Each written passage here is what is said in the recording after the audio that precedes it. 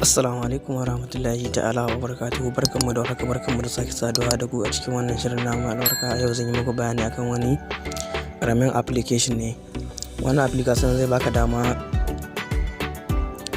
kama gare ku masu sha'awar kallon bidiyo a cikin YouTube, ko kuma in ce kana da bidiyo na waka kana son saurare shi kuma screen din wayarka yana kunne, dole sai yana kunne. Wannan application zai baka dama kana sauraron bidiyo kuma sai wayarka ta mutu ka kashe ta yadda ake so. Dan ya haka ku biyo mu a cikin bidiyon mu ku yadda za ku yi. Kamin mu shiga, yan uwa ku taimaka ku muna subscribing, ku share da like, wannan zai ba mu karfin gwiwa bari in kawo muku bidiyo irin wannan. Yanzu sai ka shiga Play Store ka dauko wani application mai suna hide screen. Zan rubuta muku shi a screen din wayata insha Allah. Yanzu sai ka shiga application kamar haka.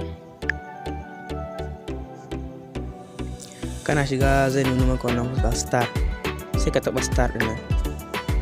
Kana shigowa star sai ka taba kan wannan autoriser l'affichage sur l'autre application.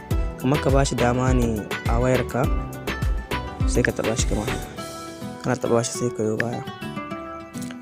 Shi ma bayan ka haito nan sai ka ce ya ce ka bashi dama, sai ka bashi ka sake wa baya. Yana shigowa sai ka sake shiga a ciki haka. Yanzu kamar yadda kuke gani, gashi nan wanga wuri ga yana gashi in jayo haka, gashi nan kana gani, gashi nan yana saman screen din wayata, gashi ko inda haka dama kana kan shi. Yanzu misali, duk inda ka shiga da wayarka kana ganin shi, wannan wuri kana ganin shi, gashi nan kuna gani. Yanzu bari mu shiga cikin YouTube ɗinmu kamar haka. Sai ku shiga bidiyon da kuke son ka taɓa. Mu bari mu shiga wannan bidiyon saboda mun ɗauko shi, ba na kowa bane saboda shi ba da copyright. Bari mu shiga shi kamar haka. Idan muka shiga shi kamar haka, kun gani ga nan. Yanzu sai ka jayo shi ka taho da shi saman kan bidiyon ka kamar haka. Idan ka taho da shi saman kan bidiyon ka, gashi nan na kashi saman kan bidiyo kuna gani. Yanzu misali sai ka taba shi, kana taba shi kaga waya ta mutu, ga wayar ka nan ta mutu. Idan kana son ka tasowa, yanzu misali za ku ƙara volume kamar haka, kuma kuna iya rage volume ɗin, kuna iya rage shi kamar haka. Yanzu idan kana son ta tashi sai ka taba shi, sai ka taba ta so biyu kamar haka.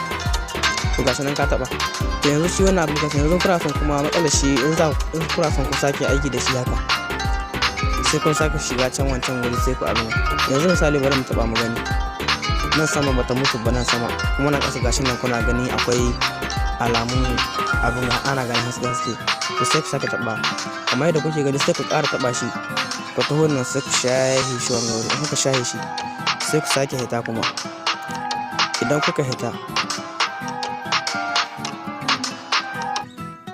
idan kuka hito sai ku sake shiga cikin application din, ku sake shigowa cikin shi kamar haka. Gashi kuna gani, sai ku taba shi.